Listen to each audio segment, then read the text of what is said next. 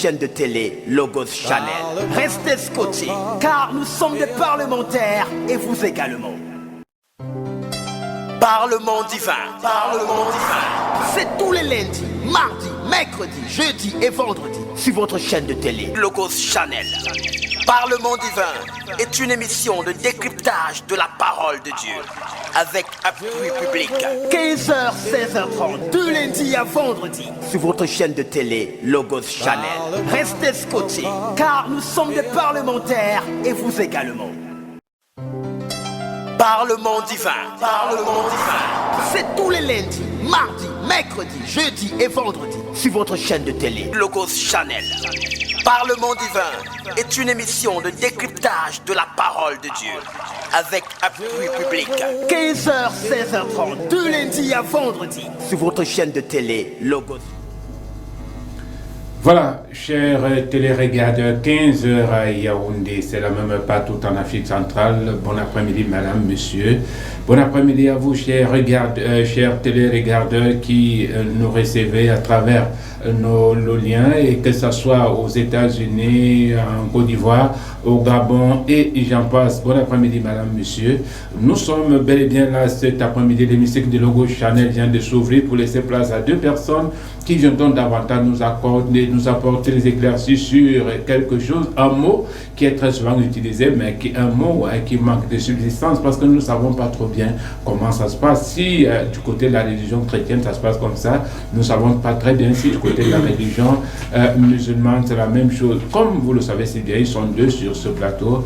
D'un côté, Oustaz Moussa. Bon après-midi, Oustaz. Bon après-midi, SP.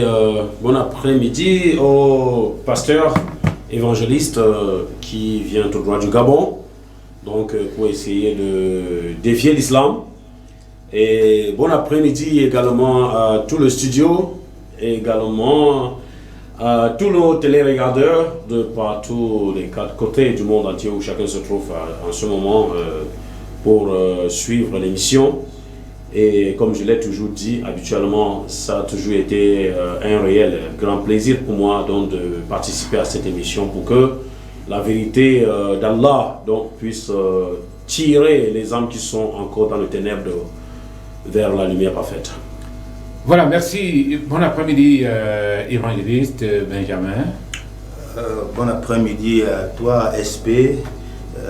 Shalom à tous les téléregardeurs de par le monde qui certainement sont scotchés et attendaient avec impatience, n'est-ce pas, ce grand rendez-vous où la vérité, n'est-ce pas, triomphe toujours. Vous savez, la vérité n'a pas de tombe. On peut tout faire pour l'étouffer, mais elle surgit toujours et fait dissiper, n'est-ce pas, les ténèbres. Nous sommes très contents d'être sur ce plateau. J'ai dit bonsoir à mon frère Oustaz Moussa qui est sur ce plateau.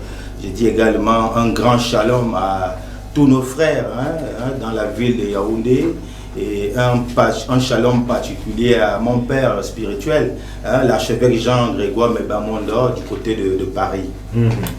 Alors, évangéliste, ça va? Ça se passe bien? Oui, SP, ça se passe bien. Je vais très bien d'ailleurs. Tu vois, je suis en forme. Je crois qu'Oustaz Moussa aura du fil à retordre. Je ne sais pas s'il va s'en sortir. Parce que là, il faut des arguments assez solides. C'est les érudits qui vont parler. Bible et Coran sur la table. Voilà, d'accord. D'accord. Les téléspectateurs nous diront. De toute façon.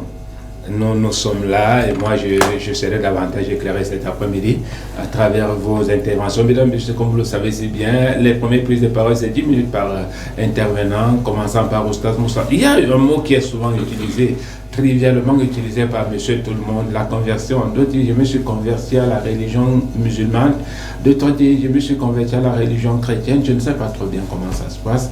Est-ce que ce mot, vos composants dehors, qu'est-ce qui est autour, qu'est-ce qui entoure ce mot afin que cela soit réalité dans la vie des uns et des autres? Mesdames et messieurs, toutes ces questions et bien d'autres vont nous aider à comprendre comment ça se passe même la conversion. Quand on dit que quelqu'un est converti à la religion musulmane, comment ça se passe? À la religion musulmane, comment ça se passe? Quels sont même les mots qui sont utilisés pour amener une personne à la conversion? Oui, alhamdulillah, rabbil alamin. Bon, salatu wa salamu ala rasulillah wa ala alihi wa ashabihi ajma'in. Comme ça, salamu alaykum wa rahmatullahi wa barakatuh à tous les frères et sœurs musulmans.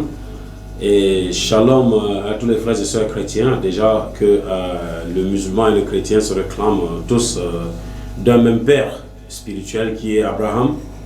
Donc voilà, je dis louange à Allah, le tout miséricordieux et le très miséricordieux, celui-là qui n'a pas de début, il n'a pas de fin, celui-là qui m'a créé, il a créé SP, il a créé le pasteur, et ainsi que tout ce qui se trouve dans le ciel et sur la terre.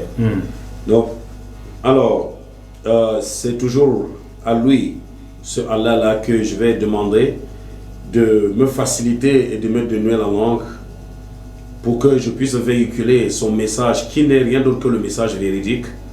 Donc pour que les âmes, Inch'Allah, par sa propre permission, puissent, à travers ces modestes voies que nous n'avons même pas, donc puissent sortir du ténèbre pour la lumière parfaite. Alors, le thème est un très bon thème, parce que c'est comme vous avez dit dès l'entame, les gens ont l'habitude de comprendre, je me suis converti au christianisme, je me suis converti à l'islam, et ainsi de suite. Mais qu'est-ce que c'est? Qu'est-ce qui amène même d'abord les gens à faire cela? Moi, je suis là, je suis Oustaz Moussa, le vice-président de DDR Cameroun. Et je vais essayer, Inch'Allah, donc de donner des clarifications donc, par rapport à ce sujet qui est un très grand sujet. Alors pour commencer, nous allons d'abord voir au jour d'aujourd'hui, au 21e siècle, je peux vous confirmer et reconfirmer que selon les statistiques venant de sources très propres et très claires, nous avons, si nous avons 500 convertis à l'islam, on va trouver un converti dans le christianisme.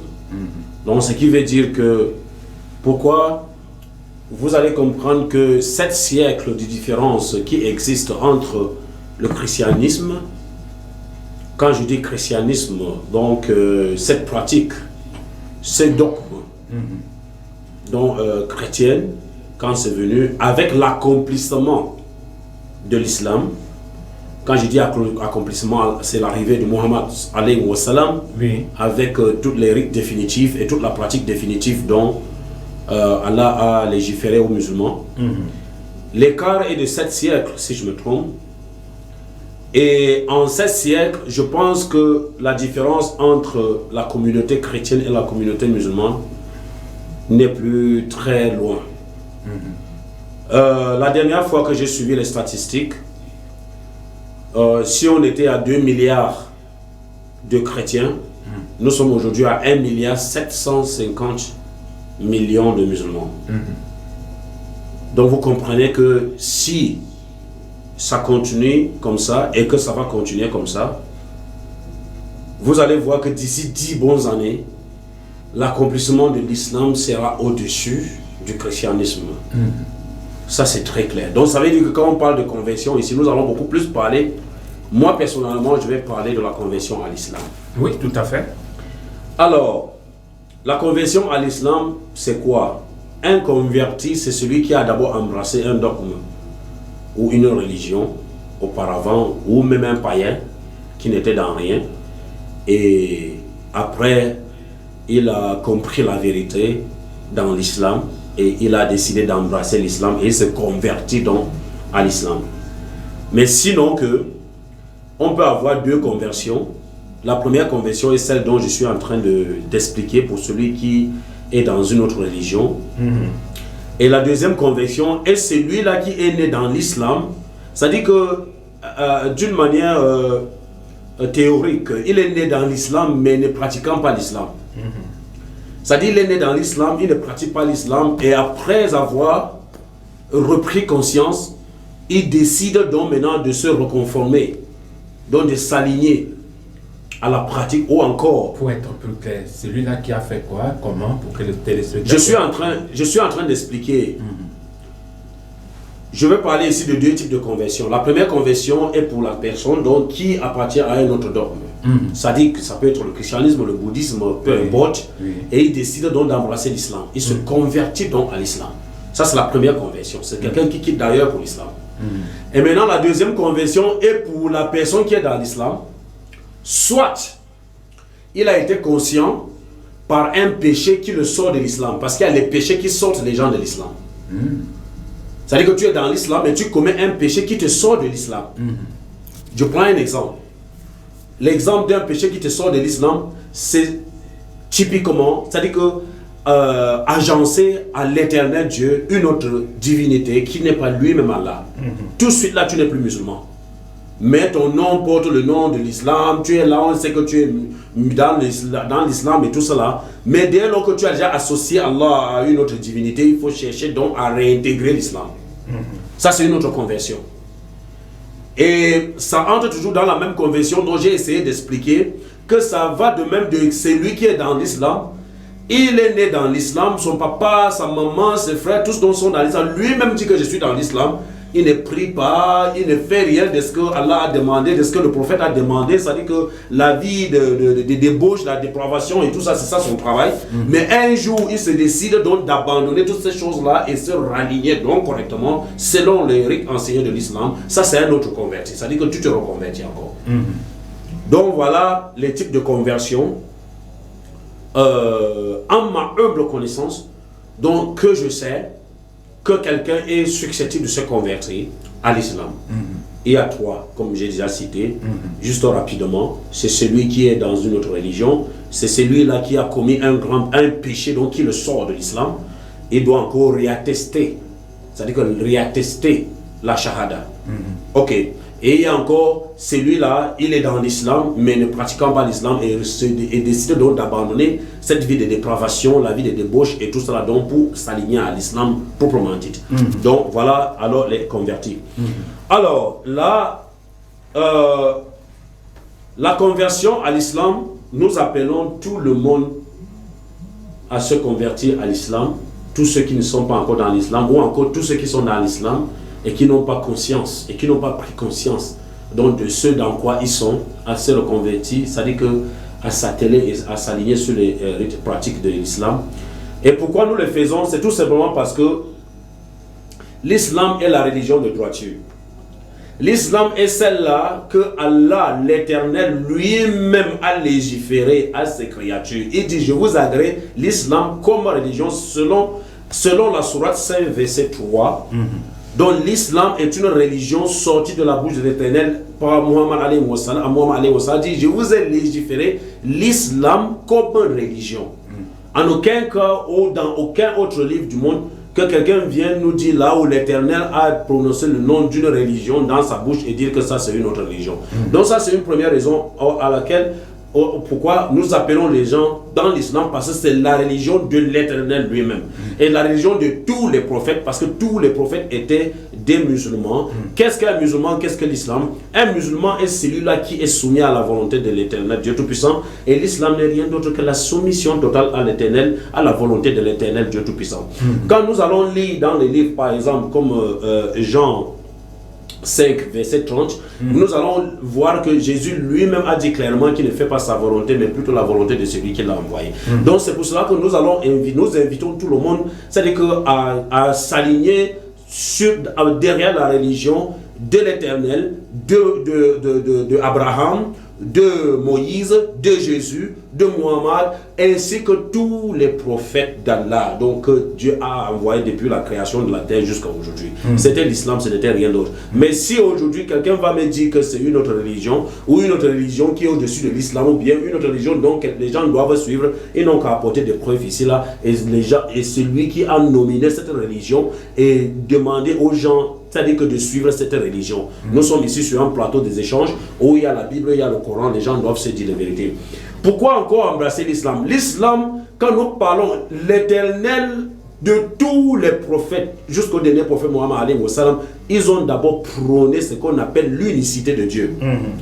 Dans Isaïe 45, verset 5, Allah dit que je suis l'Éternel et nul n'est semblable à moi. Il est unique, éternel. Il n'y a pas quelque chose qu'on peut, c'est-à-dire que il n'y a pas autre chose qu'on peut associer à l'Éternel. L'Éternel est unique. Et dans la sourate 112, dans le Coran, Allah dit qu'il est l'unique. Il n'y a rien qu'on peut lui associer. Donc déjà, quand nous regardons les religions aujourd'hui, c'est que presque toutes les religions, excepté l'islam, portent les noms, portent les noms des individus. Le Bouddha porte le nom du Bouddha, le judaïsme c'est le nom du Judas, le christianisme porte le Christ. Il n'y a que l'islam seul qui ne porte le nom de personne. Le nom de personne. Donc, et c'est cet islam-là, quand vous entrez, quand vous interrogez les musulmans, quand vous embrassez l'islam, vous allez voir que c'est ça qu'on appelle le monothéisme pur. C'est-à-dire que la déclaration que l'Éternel fait dans Isaïe 45:5, comme je l'ai dit tantôt, ce n'est pas seulement le seul verset, c'est toute une pléthore de versets. Oui. Et dans la sourate 112, toute la sourate 112 prend l'unicité d'Allah. Il n'y a que les musulmans seuls qui n'associent à Allah rien du tout. Personne, Allah n'est pas un, il n'est pas deux, il n'est pas trois, il n'y a pas Allah Fils, il n'y a pas Allah Esprit. Allah est unique. Kul hu Allahu ahad. Dit, il est unique, seul. Il n'a pas d'associé, il n'y a rien que tu peux lui associer. Et il n'y a que l'islam donc qui prône cette unicité pure. Donc c'est la raison pour laquelle tout le monde devrait donc s'aligner dans l'islam qui est la religion du monothéisme que Allah a enseigné à tous les prophètes jusqu'au dernier prophète Mohammed. D'accord, super. Merci pour cet exposé. Et cet exposé qui a permis aux uns aux autres de comprendre pourquoi et le pourquoi de l'islam. Alors, évangéliste, vous avez suivi avec attention l'exposé de Oustaz Moussa pendant 10 minutes. Hein. Alors, nous avons les conversions. Il y a le mot conversion qui est là, à la religion chrétienne. C'est un mot qui vient de temps en temps. J'ai été converti, ce sont des nouveaux convertis, ainsi de suite, ainsi de suite. Dis-nous un tout petit peu concernant la religion chrétienne. Alors, je redis une fois de plus un cordial shalom à tous nos téléspectateurs. Alors, s'il faille parler de conversion, dans un premier temps, je dirais qu'il n'y a pas de conversion dans l'islam. Et ça, je reviendrai là-dessus. Il n'y a pas de conversion dans l'islam. Dans l'islam, il y a simplement un dictat. Hein? Il y a un forcing qui amène les gens, n'est-ce pas, à adhérer, n'est-ce pas, à cette religion, cette philosophie, et dont nous allons donner quelques failles. Alors, par rapport à l'approche définitionnelle de la conversion, on va dire que la conversion au judéo-christianisme, c'est le processus par lequel une personne devient chrétienne. Oui. Elle implique donc un repentir des péchés, une acceptation de Yeshua comme sauveur et un engagement à suivre des enseignements inspirés par Yeshua. Donc voilà, en un seul mot, si vous voulez, en quelques mots, ce que c'est que la conversion. Et vous allez voir que la question du péché, n'est-ce pas, est au centre. Parce que ne l'oublions pas, il y a chute, l'homme a chuté. Et non seulement l'homme a chuté, l'homme qui était le couronnement de la création, l'humanité aussi, n'est-ce pas, il a entraîné l'humanité et toute la création avec lui dans la chute. Et donc ici, il y a un besoin du salut. Il y a un besoin du salut dans le cœur de tout homme. Et au-delà même de cet aspect des religions, dans le cœur de l'homme, il y a un vide. Tout homme recherche Dieu. Oui. Il y a une soif de Dieu dans le cœur de l'homme. Et donc, cette soif pousse dans l'homme à rechercher, n'est-ce pas, sa source, parce qu'il vient de quelque part. Quand on va à la création, on dit que l'homme est créé à l'image et à la ressemblance de Dieu. Genèse 1, 26, n'est-ce pas, 26 à 27. Alors, la ressemblance et l'image de Dieu dans l'homme, c'est quoi? C'est son esprit. Alors, donc, l'esprit de l'homme veut se reconnecter à sa source divine, à sa patrie originelle, puisque l'homme a chuté. Donc, il cherche Dieu par toutes sortes de tâtonnements, d'où on parlera des religions. Il veut se reconnecter, n'est-ce pas, à cette source. Donc, il n'y a de paix véritable, il n'y a de joie véritable, il n'y a de bonheur véritable, il n'y a de plénitude véritable dans l'homme que lorsqu'il a trouvé Dieu. Voyez-vous, tant que l'homme n'a pas trouvé Dieu, il n'y a pas de joie véritable, il n'y a pas de paix véritable, il n'y a pas de bonheur véritable, il n'y a pas de plénitude. En fait, l'homme a été créé pour Dieu. L'homme a été créé pour Dieu. Oui. Et donc, ce désir qui est en lui le pousse de façon permanente à chercher Dieu. Même s'il tâtonne, certains vont aller dans l'islam, d'autres vont aller dans les religions traditionnelles, d'autres vont aller dans les sectes ésotériques, la franc-maçonnerie, la Rose-Croix, le Rotary Club. Bref, dans le cœur de l'homme, il y a un besoin, le besoin de Dieu. Et donc, il cherche donc Dieu en tâtonnant. Or, ce besoin ne peut pas être comblé par la religion. Parce que la question du péché est là. Et c'est pourquoi la Bible va dire que, car, Jean 3,16, car Dieu a tant aimé le monde qu'il a donné son Fils unique, afin que quiconque croit en lui ne périsse point, mais qu'il ait la vie éternelle. Donc, Dieu donne son Fils unique, Yeshua, afin que les hommes ne périssent point, mais que les hommes accèdent à la vie éternelle. Donc, pour accéder au salut, pour se convertir, si tu voulais, si on veut reprendre la terminologie de la conversion, il y a un processus. On va dire que la conversion est un processus. Nous parlons de la repentance, la métanoïa. C'est-à-dire que l'homme renonce à ses péchés, il fait ce qu'on appelle la confession. Et lorsqu'il fait la confession de ses péchés, il invite le Seigneur dans sa vie, Jean 1, le verset 12, à tous ceux qui l'ont reçu, à tous ceux qui croient en son nom, elle a donné le pouvoir de devenir enfants de Dieu, lesquels sont nés non de la volonté de la chair, non de la volonté du sang, mais de Dieu. Donc ici, on est dans un processus de renaissance, un processus de régénération. Mais ceci ne peut se faire sans que la question du péché ne soit d'abord résolue. Ce n'est que lorsque le péché a été résolu que l'homme, n'est-ce pas, rentre dans ce processus de conversion. Et donc, après dans la repentance, ça ne s'arrête pas là. Il y a une autre étape. Lorsqu'il a invité le Seigneur dans sa vie, il faut, n'est-ce pas, qu'il expérimente aussi ce que nous allons appeler le baptême dans le Saint-Esprit. Vous voyez? Donc, dans le processus de conversion, il y a plusieurs étapes. Il y a plusieurs étapes. Et soulignons-le, ici, l'homme qui décide de se convertir au judéo-christianisme le fait volontairement. Le Seigneur dit, si quelqu'un veut me suivre, qu'il renonce à lui-même, qu'il se charge, n'est-ce pas, de sa croix et qu'il me suive. Donc, ici, le Seigneur fait appel à la notion de liberté. Liberté, le libre arbitre. Ce qui n'existe pas dans le Coran. Il n'y a pas de notion de liberté dans l'islam. Dans l'islam, nous le savons tous. Nous le savons tous, la conversion dans l'islam s'est faite. La propagation de l'islam s'est faite par l'épée. La dernière fois, je disais à mon frère Oustaz Moussa de nous traduire l'écriture qui se trouve sur le drapeau de l'Arabie Saoudite. Ceux qui connaissent le Coran peuvent aller vérifier. Nous disons des choses factuelles.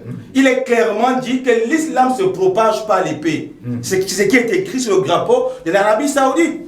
Et la dernière fois, je disais encore sur ce plateau, vous ne pouvez pas rentrer en Arabie Saoudite avec le Nouveau Testament. Si vous rentrez dans l'Arabie Saoudite avec le Nouveau Testament, SP, vous êtes condamné au même titre qu'un trafiquant de drogue. Mais comment est-ce que une religion qui prétend être de Dieu peut, n'est-ce pas, être contre la liberté, les libertés individuelles? Parce que la notion de liberté de conscience, la notion de liberté de religion, c'est des notions fondamentales de l'être humain. Alors si on t'empêche d'exprimer ta foi, si on t'empêche, n'est-ce pas, d'exprimer, n'est-ce pas, ta liberté de conscience et de religion, là on doit se poser quand même les questions. Est-ce que là encore nous parlons du même Dieu? Alors que Dieu nous a créés en nous donnant le libre arbitre. Moi, je suis fier qu'on se retrouve sur un plateau avec des frères musulmans ici. On discute en toute convivialité, en toute fraternité. Mais dans les pays musulmans, c'est impossible. Il n'y a aucun pays islamique où vous avez un semblant de démocratie. Tous les chrétiens qui vivent dans des pays islamiques sont martyrisés, sont réduits à l'esclavage. Ils ne peuvent même pas s'exprimer sur un média public. Impossible. Je mets au défi quiconque de me montrer un seul pays islamique où vous allez trouver ce que nous faisons, par exemple, dans des pays où il y a un peu de démocratie. Donc vous voyez qu'il y a une grande différence entre le généreux christianisme qui respecte le choix de l'homme, qui respecte la décision de l'homme. À aucun moment, le Seigneur n'oblige les gens, n'est-ce pas, à le suivre. Or, dans l'islam, je disais tantôt qu'il n'y a pas de conversion, mais il y a plutôt ici un forcing. On force les gens à devenir musulmans par des méthodes fortes, par l'épée. Comment ça? Oui, mais les razzias, les guerres, le djihad. Mais la preuve en est que nous sommes ici avec Oustaz. Oui, mais Oustaz est du 21e siècle. Là, je suis dans les débuts de l'islam, l'histoire de l'islam. D'accord. Comment l'islam s'est répandu et comment elle se répand encore aujourd'hui. Je vous dis, vérifiez SP. Dans des pays musulmans, la démocratie est menacée. D'abord, il n'y a pas de démocratie. La liberté est menacée. Les chrétiens dans des pays musulmans ne peuvent pas exprimer librement leur foi. Ce n'est pas possible. D'accord, nous revenons à vous tout à l'heure, le temps pour nous de revenir. Là, je peux comprendre que, selon les chrétiens, la conversion, c'est par étapes. C'est un processus. C'est un process, c'est pas du tic au tac. C'est pas du tic au tac. D'accord. Oustaz Moussa, je reviens vers vous concernant cette thématique, la conversion à une religion. Vous avez retracé, nous donnant la fiabilité pour un homme d'être converti en islam. Ok, je vais d'abord lire une sourate au pasteur. Oui. Ouais. Avant de continuer. Parce que là, je pense que le pasteur raconte ce qu'on leur raconte au quartier. La sourate 2, verset 255. Ok. Sourate 2, oui, allez-y. Écoutez. Pendant que vous lisez, je voudrais faire juste un petit coucou à ma collaboratrice qui nous regarde quelque part, Sibita Sandrine Marie. Bonsoir à toi, Sibita. Écoutez, pasteur, vous parlez de quelque chose que vous ne connaissez pas. Parce que je vais d'abord commencer par vous lire la sourate, après je reviens sur ce que vous avez dit. Parce que ça fait pitié ce que vous avez dit. Alors, je prends la 255 et la 256, ça c'est le Coran. Alors, Allah, point de divinité à part lui, le vivant, celui qui subsiste par lui-même. Al-Kayoum. Ni somnolence, ni sommeil ne le saisissent. À lui appartient tout ce qui est dans les cieux et sur la terre. Qui peut intercéder auprès de lui sans sa permission? Je vais revenir sur les appels tout à l'heure, le temps pour Oustaz Moussa d'intervenir. Allez-y, Oustaz. Qui peut intervenir? Qui peut, ni somnolence, ni sommeil ne le saisissent. À lui appartient tout ce qui est dans les cieux et sur la terre. Qui peut intercéder auprès de lui sans sa permission? Il connaît leur passé et leur futur. Et de sa science, il embrasse tout ce qu'il veut. Son trône al-Kursi déborde les cieux et la terre. Donc, la garde ne lui coûte aucune peine. Et il est le très haut, le très grand. Maintenant, écoutez très bien le verset 256. Nul n'est contrainte en religion, car le bon chemin est distingué de l'égarement. Donc, quiconque mécroit ô rebelle, tandis qu'il croit en Allah, saisit l'anse la plus solide et qui peut se briser. Et Allah est audient et omniscient. Pasteur, j'ai lu cette sourate pour vous dire, d'abord, ça vous dit qui est Allah. Ça c'est un. Et de deux, pour vous dire que le Allah là que vous venez de comprendre qui il est là, lui-même a dit que nul n'est contrainte en religion. C'est déjà en contradiction ce que vous venez de dire, c'est là qu'il y a l'épée. Le journaliste vous a dit, nous sommes ici, moi je suis musulman, peu importe les pays, nous avons les pays ici où il y a la démocratie, où les gens s'entretuent. Ça dépend de par quoi c'est parti pour qu'ils s'entretuent.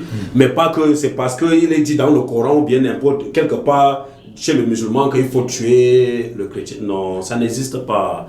La guerre que vous dites que la guerre du temps là, si j'ouvre la Bible maintenant là devant vous, je vous parle des guerres des prophètes. Moïse a fait la guerre, Josué a fait la guerre, tous ces gens-là ont fait la guerre. Vous taxez ça de quoi? Vous taxez ces guerres-là de quoi? Des vraies guerres. Même Jésus a fait la guerre. Jésus a dit dans sa propre bouche, il dit, moi je ne suis pas venu pour la paix, mais plutôt pour l'épée. Je suis venu séparer l'homme de sa femme, la maman de son fils. C'est ce qu'il a dit. Est-ce que c'est une parole de paix? Quelle que soit la façon dont il a dit, est-ce que c'est une parole de paix? Aucun prophète n'est venu ici donner le lait aux gens. Mais si le prophète était comme vous le dites là, c'est que même Dieu, la personne a compris qui est Dieu. Les prophètes étaient des gens durs, solides, pouvoir. Mon cher pasteur, ce n'est pas qu'on a dit aux gens que, bon maintenant, Mohamed Ali Ouassar, lui il est parti depuis. Où c'est 1400, 1500 ans, les gens entrent dans l'islam maintenant. Qui tue encore les gens pour entrer dans l'islam? Et ces gens-là qu'on avait forcés pour entrer dans l'islam, quand Mohamed est parti, pourquoi ils ne sont pas sortis de l'islam? Ne revenez sur terre, ne dites pas les choses qui ne tiennent pas.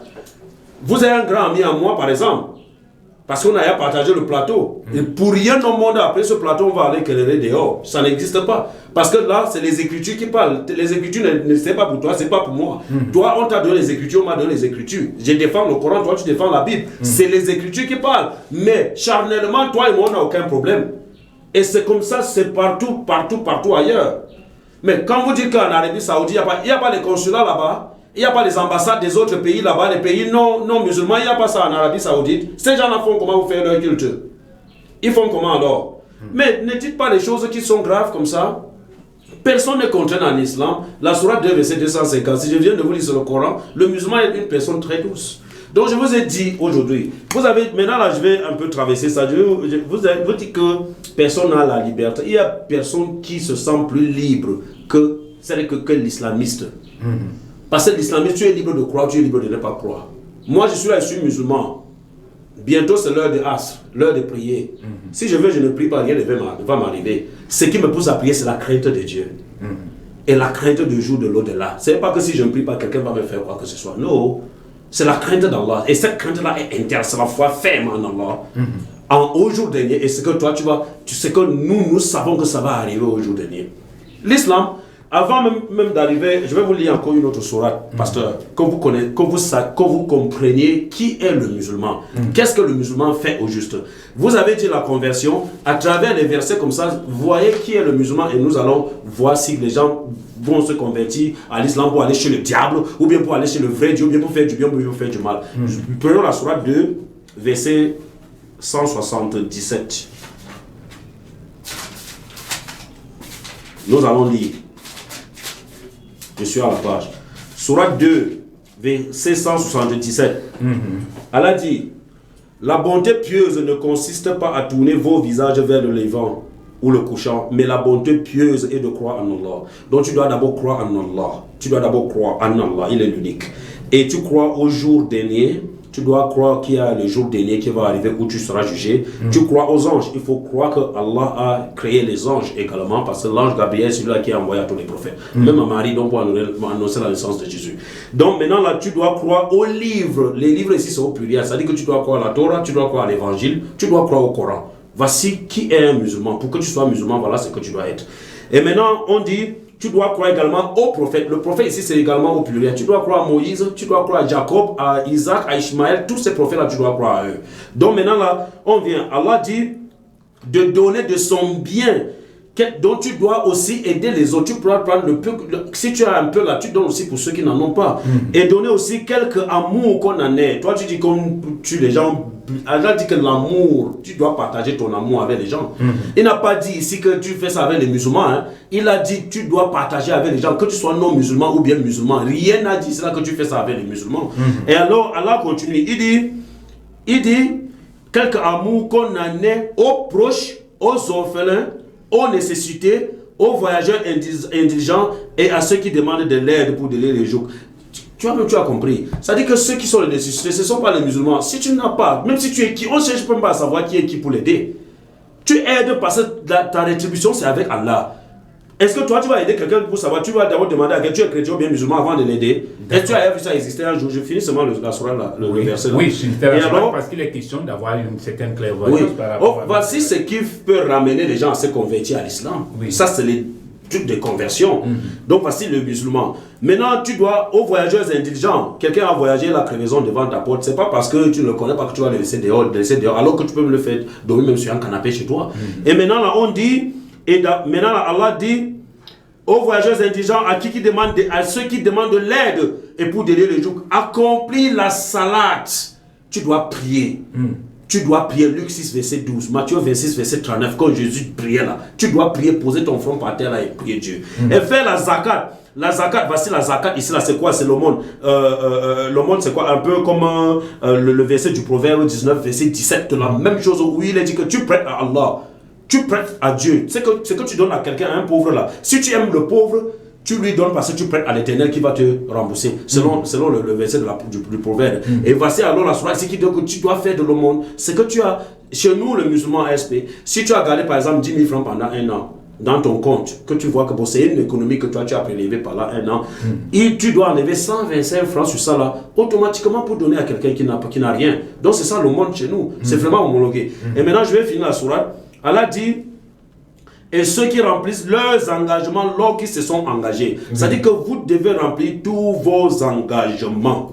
Vous devez remplir tous vos engagements envers les autres. Donc, c'est-à-dire que je t'ai fait une promesse. C'est pas parce que tu vas rien me faire que je t'appelle pour te dire que la promesse que je t'ai faite là, mon frère, excuse-moi, ça n'a pas marché et tout ça là. Voilà l'islam. Voilà l'islam. Où est-ce que dans tout ce que j'ai cité là-bas, on a dit qu'il faut tuer quelqu'un pour qu'il entre dans l'islam? C'est où? Tout ce que vous avez dit là, donnez-moi le verset, je vais voir. Pasteur. Donc voilà, il faut pas dire des choses, pasteur, que je vous attendais pour dire plutôt que vous avez dit la conversion veut dire que donner sa vie à Christ. Est-ce que c'est ce que ça veut dire? Il faut plutôt dire que la conversion dans le christianisme... La dernière minute. La conversion dans le christianisme ne veut pas dire la conversion générale. La conversion est un mot général, donc qui n'a rien à voir avec le christianisme. Il faut bien préciser, la conversion ne veut pas dire donner sa vie à Christ. Non. C'est écrit où? D'accord, merci. Donc pour dire quoi? Donc pour chuter, pasteur, pour vous dire que soyez plus intéressant que ça. Parce que tout ce que vous avez dit, vous avez passé votre temps à parler de l'Arabie Saoudite qui n'accueille pas les gens, du forcing, de ceci, de cela. C'est pas ça qu'on attend de vous. D'accord. Certainement, vous allez nous aider dans votre prochaine prise de parole à nous ressasser. Et comment faire pour se convertir? Quel est le message qu'il faut prêcher? Parce qu'il est quand même nécessaire que le téléspectateur qui nous regarde sache qu'en réalité, voilà comment le process pour me permettre de me convertir à telle ou à telle autre religion. Voilà, pasteur, je reviens vers vous. Vous avez écouté l'intervention d'Oustaz Moussa. De toute façon, nous attendons le process nous permettant de comprendre qu'en réalité, le chrétien, ça se passe comme ça, c'est à gauche ou c'est à droite. Je vous l'ai dit tantôt, la conversion c'est un processus. Ok, d'accord. Romains 3, 23, Romains 6, 23, car tous ont péché et sont privés de la gloire de Dieu. Donc il y a d'abord la question du péché qui est là. A dit que tout commence par le péché. Tout commence par le péché. Vous avez écouté Oustaz Moussa parler là, il vous a parlé du péché une seule fois? À aucun moment. Alors je vais me convertir par rapport à quoi? Non pas de conversion ici, c'est par rapport au christianisme et c'est par rapport à l'islam. Je n'ai pas besoin de parler d'autres conversions. Nous sommes sur un thème bien précis. Il défend le Coran, moi je défends la Bible. Tout à fait, d'accord? Donc on est précis là, on ne va pas ces papiers et perdre de l'énergie pour rien. Donc il y a la question du péché. Tous ont péché et sont privés de la gloire de Dieu. Mais le don gratuit de Dieu, c'est la vie éternelle en Jésus-Christ. Voyez-vous, j'ai tantôt lu Jean 3,16. Car Dieu a tant aimé le monde qu'il a donné. Pourquoi Dieu donne son Fils? Parce qu'il y a une question du péché.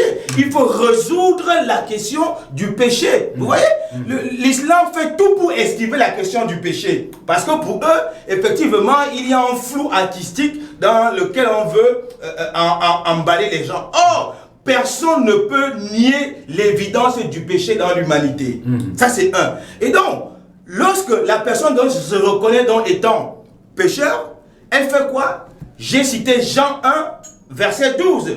À tous ceux qui l'ont reçu qui? La parole. Qui est la parole dans la Bible? C'est Yeshua qui les signait comme étant la parole. Même le Coran dit que Yeshua est le verbe de Dieu.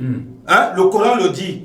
Alors, à tous ceux qui reçoivent dans le verbe de Dieu, on dit, elle a donné le pouvoir de devenir enfant de Dieu. Voyez-vous, c'est celui qui reçoit le verbe de Dieu. Lorsqu'il reçoit ce verbe, il devient. Tout le monde n'est pas enfant de Dieu. Tout le monde est créature de Dieu, mais tout le monde n'est pas enfant de Dieu. On devient enfant de Dieu par un processus. Et la Bible présente très bien ce processus.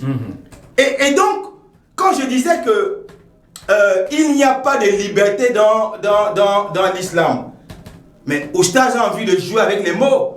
Je suis factuel. Je lui ai posé la question de me montrer un seul pays islamique sur la terre où il y a une liberté. Un seul pays islamique démocratique sur la terre. Il n'y en a pas. Il ne peut pas me dire le contraire. Il va essayer de trouver un verset là-bas qu'il interprète à sa façon. Parce que en maçon, on le juge au pied du mur. On le juge au pied du mur. Il parle, n'est-ce pas, de conquêtes dans la Bible. Mais je suis désolé. Je ne sais pas si vous avez lu la Bible.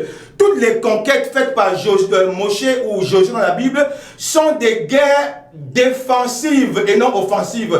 Il n'y a pas un seul prophète dans la Bible qui est allé attaquer une nation étrangère. Mais les guerres dans la Bible, c'était des guerres défensives. Israël défendait l'intégrité de son territoire, l'intégrité, n'est-ce pas, de sa progression vers la terre promise. Ceux qui, n'est-ce pas, s'attaquaient à lui. Voici la guerre dans la Bible. Elle est défensive.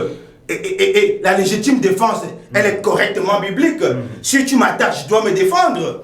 Ce n'est pas le cas de l'islam. L'islam s'est répandu par l'épée. C'est connu dans l'histoire. C'est connu dans l'histoire. Et quand je dis à Oustaz de nous interpréter l'écriture qui est sur le drapeau de l'Arabie Saoudite, je ne suis pas en train de mentir.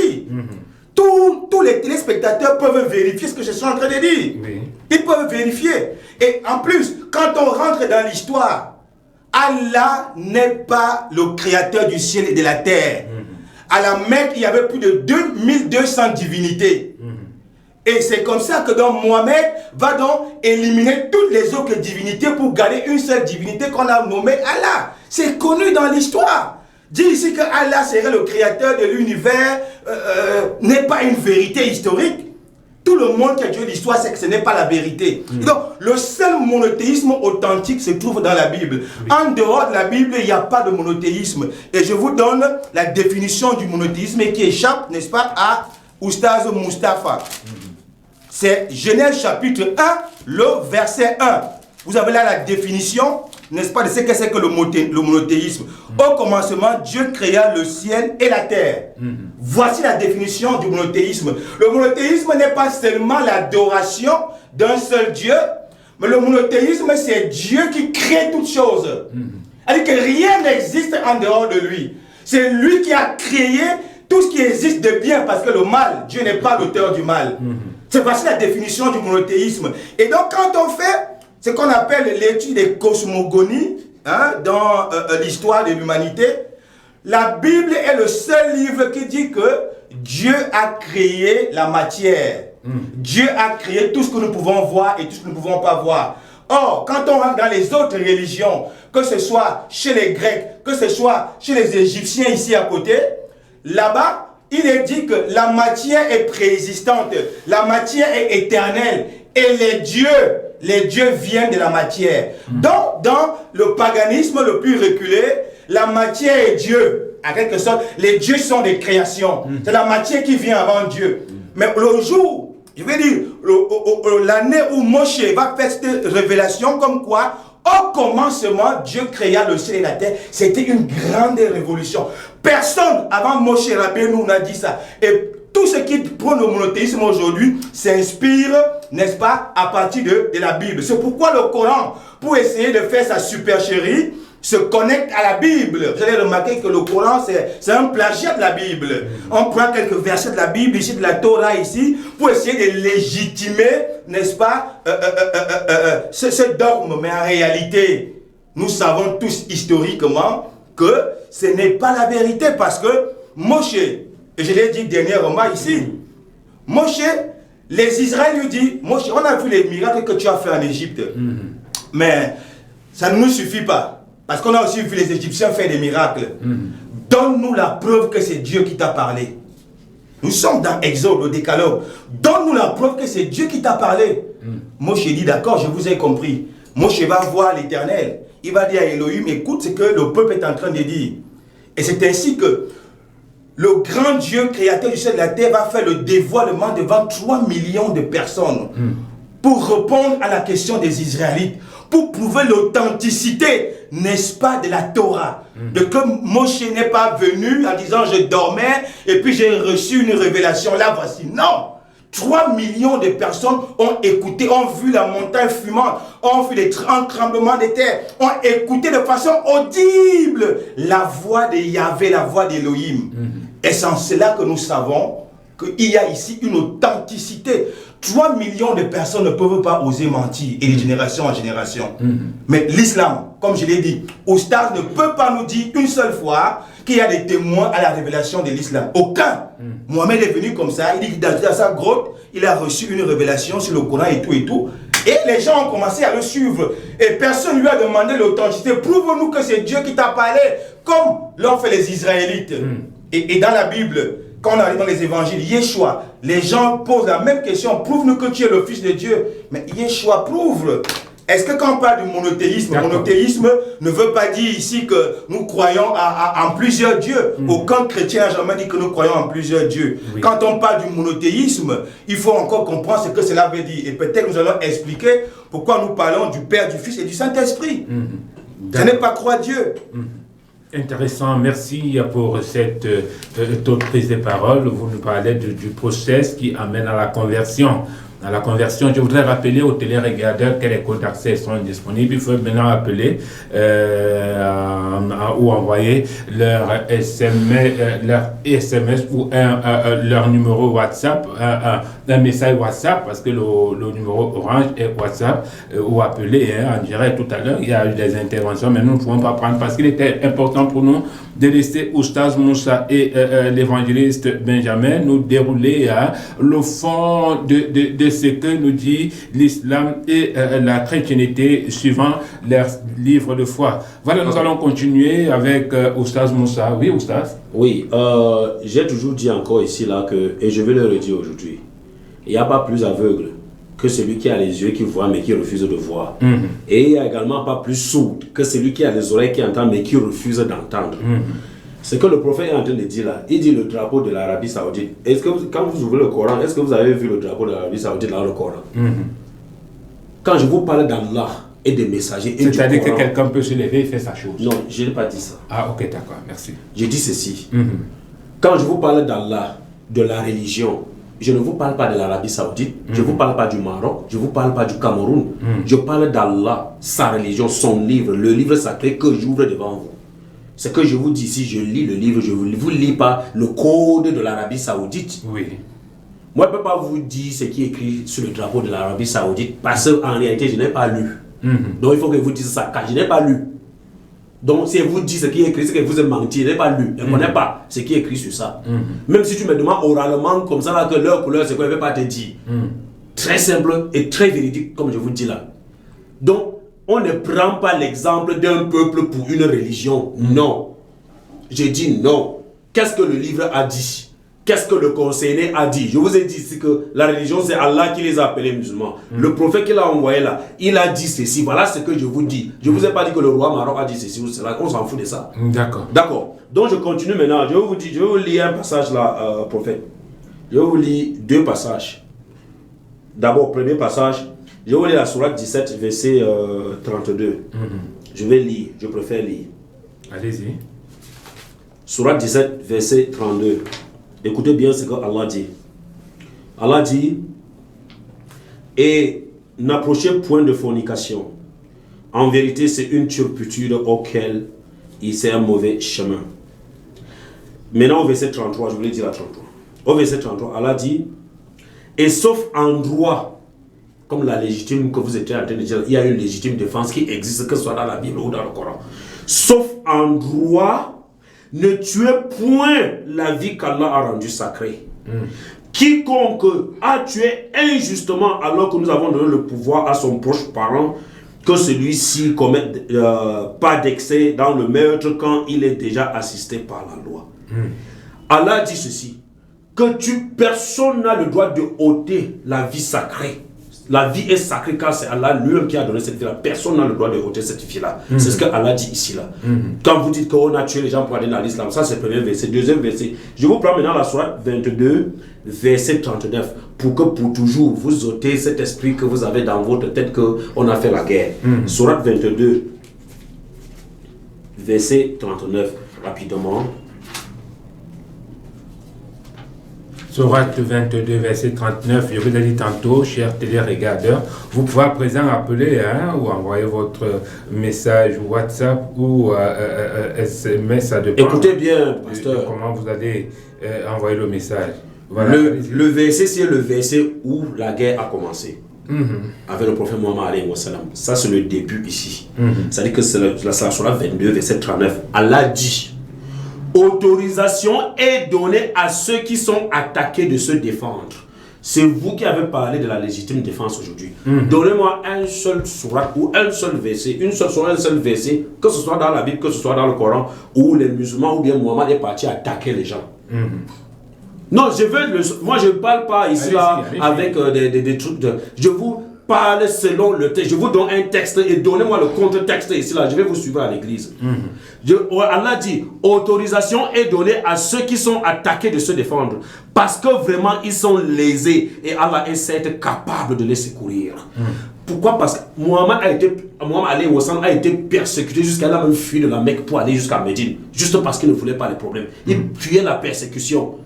Et étant même là-bas, même leur famille, leurs biens et leur famille qu'ils ont laissés à la Mecque, les mécréants ont pillé leurs biens et ont tué leur famille. Allah leur a donc donné l'autorisation de se défendre. Voici la sourate. Donnez-moi la sourate qui prouve ce que vous avez dit là-bas. Là, je vais vous dire que vous dites vrai. Ne dites pas des choses que vous ne maîtrisez. Vous ne maîtrisez pas, pasteur. Ça, c'est ce qu'on vous raconte parfois dans les rues et tout ça. Là, vous dites: oh là, l'épée et machin. Je vous ai dit que si j'ouvre la Bible maintenant, parce que ce n'est pas le thème. Par rapport à la guerre de la Bible, wallahi, vous n'allez même plus parler de ça.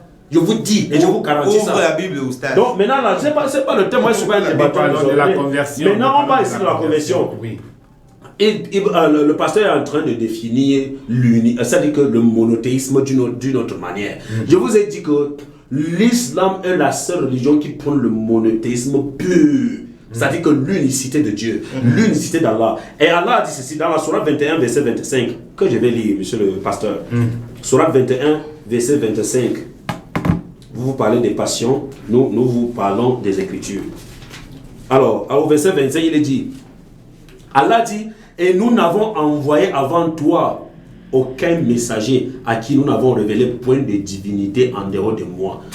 Adorez-moi donc. Donc tous les prophètes, Allah dit que tous les messagers de l'histoire avaient un seul message. C'est-à-dire que point de divinité à part Dieu. Vous êtes en train de nier maintenant. Vous dites que le monothéisme ne veut pas dire que l'unicité de Dieu, le monothéisme. Qui vous a dit? Qui vous a enseigné ça? Tout ce que vous dites, vous ne donnez même pas les versets pour qu'on lise. Donc je vous ai dit ceci: l'islam est la seule religion qui prend le monothéisme.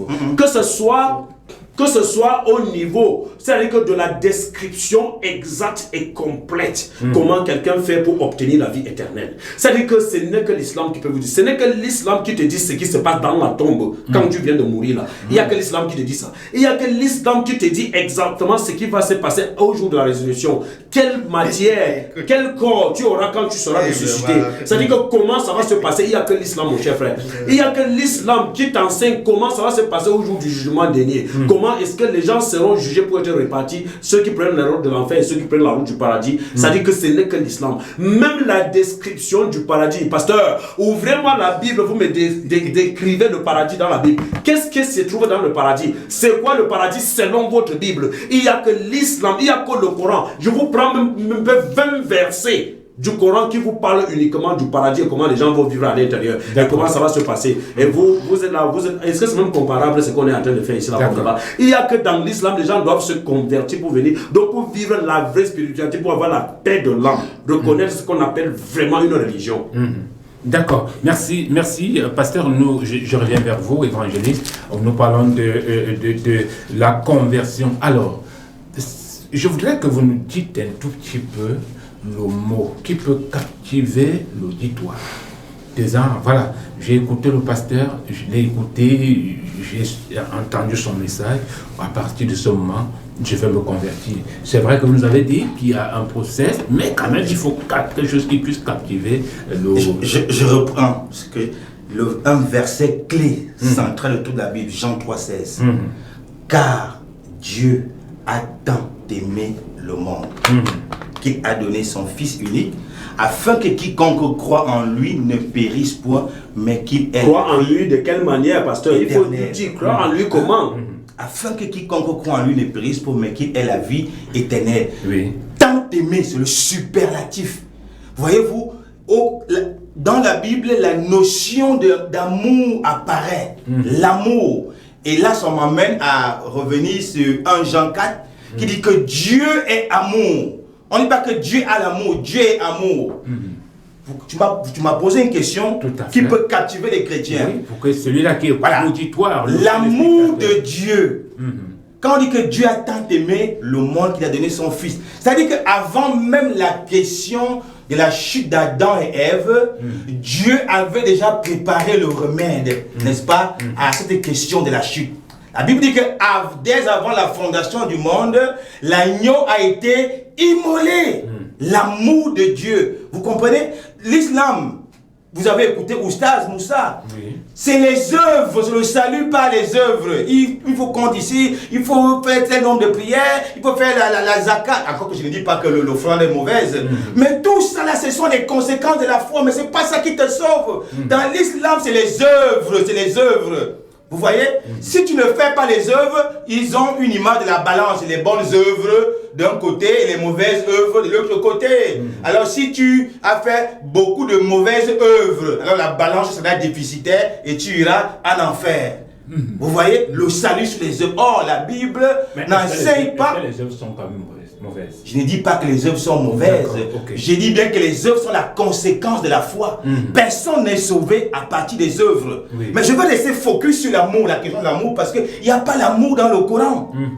Quand la Bible dit que Dieu a tant... Non, il n'y a pas d'amour. Il n'y a pas d'amour. Tous les versets qui est cité dans le passage. Il n'y a pas d'amour. Et je le prouve. SP, Oustaz, écoute. Pour qu'il y ait salut dans l'humanité, quand on dit Dieu est amour, alors la question fondamentale c'est laquelle? Comment est-ce que Dieu est amour s'il n'y a pas déjà depuis l'éternité quelqu'un avec qui il est dans une relation d'amour? Quand on parle de l'amour, c'est parce qu'il y a relation. Quelqu'un qui est seul peut parler de l'amour? Est-ce que c'est possible? C'est une impossibilité. Si on sait un peu raisonner. Quand on dit Dieu est amour, ça veut dire que depuis l'éternité, il y a une relation d'amour. Parce que nous savons que l'ordre angélique a été créé. Que l'ordre humain a été créé. Alors, avant l'ordre angélique, avant l'ordre humain, Dieu était dans quelle relation d'amour? Avec qui? Ici, on a la preuve éternelle que depuis la nuit des temps, Dieu et son Fils sont dans une relation d'amour. Quand Jean dit qu'au commencement était la parole était Dieu. Jean effectivement comprend cette notion. Il comprend que depuis l'éternité, le Fils existe de toute éternité. Le Père et le Fils sont dans une relation d'amour. En plus, si Dieu n'est pas pluriel, comment est-ce que Dieu peut se donner à l'humanité? Si Dieu n'est pas pluriel, comment peut-il humer l'humanité? Vous voyez que la conception de l'islam est fausse. Elle est fausse. Et le juif, dans le Deutéronome 4, verset 6, fait une prière 3 fois par jour. Le Shema Israël, Adonai Eloheinu, Adonai Ehad. Pour dire, écoute Israël, l'Éternel ton Dieu est un. L'Éternel ton Dieu, il n'y a pas plusieurs dieux. Ne crois pas qu'il n'y a pas plusieurs dieux. Parce qu'effectivement, dans l'éternité,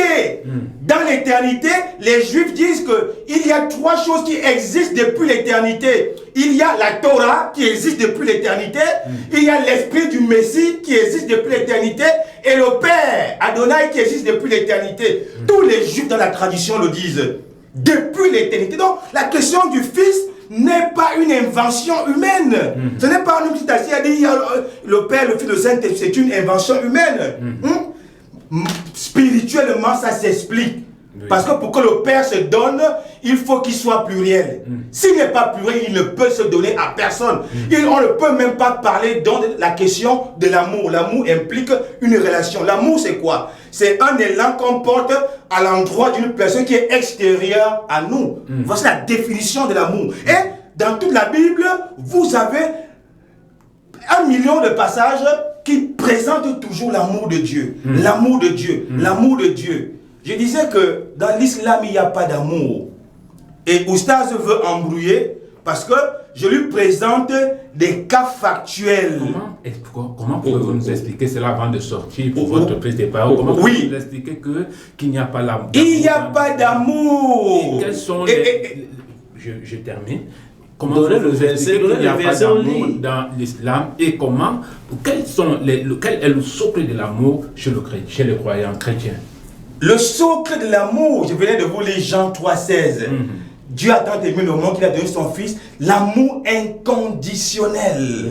Je ne parle pas ici de l'amour des humains, même un chien aime sa chienne. Moi, on ne parle pas de ça. Nous sommes ici dans la dimension superlative. Vous comprenez? L'amour inconditionnel, ça n'existe pas chez les humains.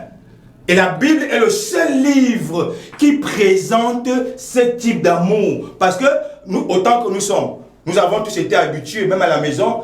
Papa te dit, si tu obtiens le baccalauréat, je te paye une voiture ou une moto. Oui. Hein? On a un amour conditionné dans le monde.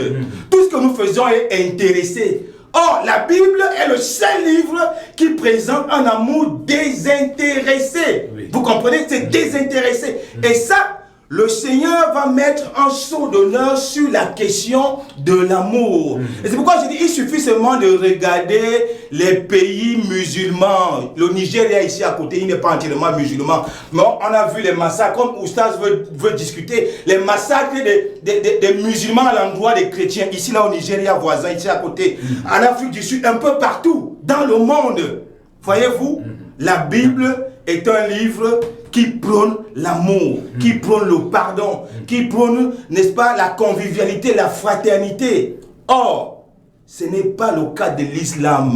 L'islam n'accepte pas d'autres religions. Là où il est là, si se tourne vers une autre religion, on le bannit de la famille musulmane et devient même un fugitif. Parce que plein des imams qui se sont convertis au christianisme aujourd'hui sont obligés de se cacher parce que plusieurs ont été victimes de plusieurs attentats. Et je cite mon ami Abdul Raouf qui formait les imams à l'université du Caire à l'Égypte. Lorsqu'il s'est converti au christianisme, on a cherché à le tuer.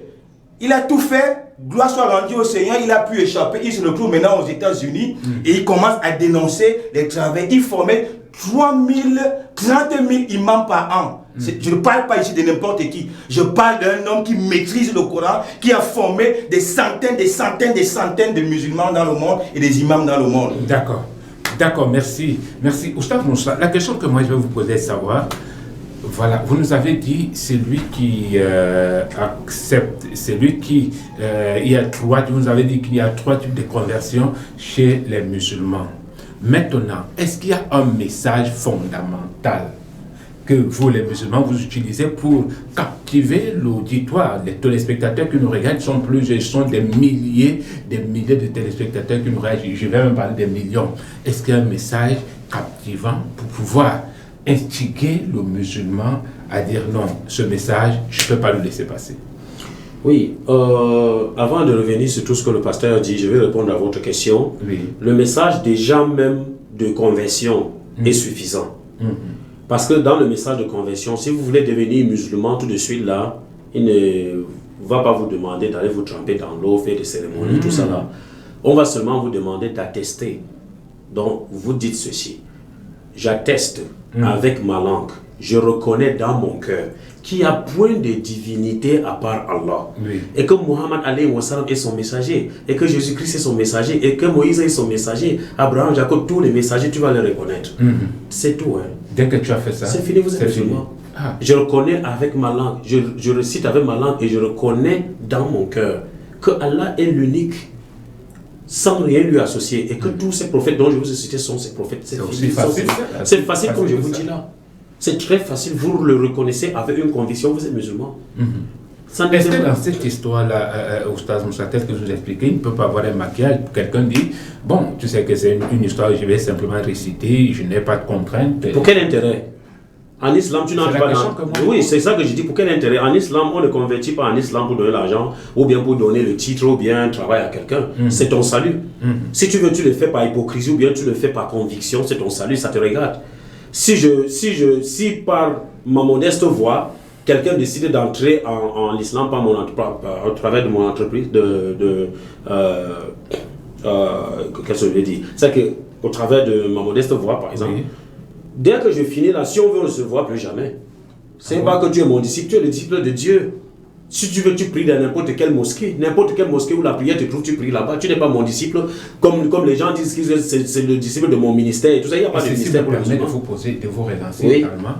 Oui. Mais attends, quand on a fait ça, moi je prends l'exemple SP, je me lève aujourd'hui et dis oustaz, je confesse ma langue, ainsi de suite. Moi je ne connais pas prier, je ne connais même pas me tenir, avoir la même posture que vous. Moi je vais donc apprendre ça. Comment si vous. Mais justement, vous commencez par ça. Vous attestez qu'il y a un Dieu unique qui existe et vous acceptez ces prophètes.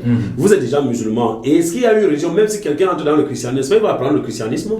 C'est-à-dire que quand vous entrez donc dans la religion, on vous confie donc aux enseignants. Donc ils vont vous enseigner donc comment ça se passe, les choses déjà essentielles, les choses les plus importantes. On commence par ça et au fur et à mesure, parce que l'apprentissage c'est jusqu'à la mort. Et au fur et à mesure maintenant vous apprenez et vous acquérez de beaucoup d'autres choses. Mais au préalable on vous confie à un enseignant, donc il va vous enseigner comment ça se passe. Très simple. Très simple. Ce n'est pas de c'est-à-dire que si je comprends bien, après que je me suis converti, je dois aller à l'école. Non, pas forcément qu'il y a une école comme les gens portent les sacs pour aller à l'école, mais c'est une école parce que vous devrez être enseigné, puisque vous ne connaissez pas. Et vous avez besoin qu'on vous enseigne, donc comment ça se passe. Ça peut même être par téléphone, comme aujourd'hui la technologie a évolué. Quelqu'un peut vous donner les cours par téléphone, par exemple, vous prenez 1h30 minutes par jour, il vous donne les petites choses à réciter. Même la langue arabe, vous allez voir que c'est comme une langue miraculeuse. C'est-à-dire que quand vous devenez musulman, moi je récite langue arabe, là est-ce que je suis arabe? Je ne suis pas arabe, je récite langue arabe plus facilement même que le français. Je récite langue arabe plus comme tous les autres là. C'est une facilitation qu'Allah a fait à tous ceux-là qui embrassent l'islam. C'est-à-dire que si moi j'embrasse l'islam, aujourd'hui je vais... Si vous le faites, vous allez seulement voir de vos yeux. C'est pas moi qui vais vous dire. C'est un miracle venant d'Allah. Je vous dis la vérité. Mon petit garçon, je dis bien mon petit garçon, ce qu'il a dans la tête en termes de Coran, moi son papa qui suis théologien ici là, je n'ai pas ça dans ma tête. J'ai dit le petit garçon qui a 10 ans. Donc c'est une facilitation que Allah lui il a fait. C'est un don. C'est un don. Les gens... Regardez, voici 114 sourates de ce Coran que vous voyez. Regardez la pile de ça. Vous allez voir, il dit que des milliers, des millions de musulmans qui ont tout ça dans la tête. Ça dit que c'est par cœur. Tu ouvres n'importe où, tu commences et dis que c'est à tel endroit. Donc c'est comme ça. Et il n'y a aucun livre sur la planète Terre que quelqu'un a ça dans sa tête. Même pas les écrivains qui écrivent leurs livres là. Donc comprenez que c'est quelque chose qui est assez miraculeux. Bon, maintenant, je vais revenir à ce que le pasteur a dit pour aller rapidement. Allez-y. Voilà, pasteur, moi, je vous ai toujours dit qu'il faut vraiment embrasser l'islam. Là, ça va être mieux pour vous. Parce que vous êtes en train de dire qu'on va peser les péchés des musulmans, la balance et tout. Ignorant que vous, on va peser votre péché. Ça, c'est ce que vous avez ignoré. Lisons un peu Apocalypse. Commençons, je vais lire. Commençons par Ecclésiaste. Écoutez très bien ce qu'Ecclésiaste dit. Ecclésiaste 12, verset 14. Ecclésiaste dit: car Dieu amènera toute œuvre au jugement au sujet de tout ce qui est caché, soit bien, soit mal. L'Éternel va encore amener les œuvres au jugement, c'est pour vous faire quoi avec? On dit soit bien, soit mal. Il va amener, c'est pour peser le bien et le mal. Parce que le mal va en enfer et le bien va au paradis. C'est ce que ça veut dire. C'est bien de rire, pasteur, mais ça fait aussi mal dans mon cœur que quelque chose est écrit dans votre livre comme ça, que ça passe vraiment comme ça de vos yeux, vous ne voyez pas. Je prends encore Apocalypse 20, verset 12. Vous allez aussi voir ce que Apocalypse lui-même a dit. Apocalypse 20, 12. Je suis pratiquement à la page. Oui. Ouais. Apocalypse 20, verset 12. Ok. Écoutez, pasteur, c'est bien de rire. Donc, vous riez ce que vous ne connaissez pas. Et j'ai vu les morts. Je vis les morts, les grands et les petits, qui se tenaient devant le trône. Des livres furent ouverts. Et un autre livre fut ouvert. C'est lui qui est le livre de vie. Et les morts furent jugés selon leurs œuvres. D'après ce qu'il était écrit dans ces livres. C'est la balance. C'est une balance. Pasteur, écoutez, il a encore vous savez, ceux qui sont intelligents, ils vont comprendre. Jésus lui-même dit dans la Bible: ne soyez pas comme un cheval sans intelligence, on va tirer à gauche, il vient, on tire à droite, il passe, le mal ne sert pas là où il part. il faut réfléchir, parce que vous qui venez de dire ici là que Jean 16 verset 3, quand Jean 3 verset 7, quand Dieu a tant aimé le monde, il faut suivre Jésus. Suivre Jésus en quoi faisant? Vous n'avez donné aucun critère, c'est-à-dire que practitioner ici là, en quoi vous pouvez suivre Jésus? Vous n'avez rien compris.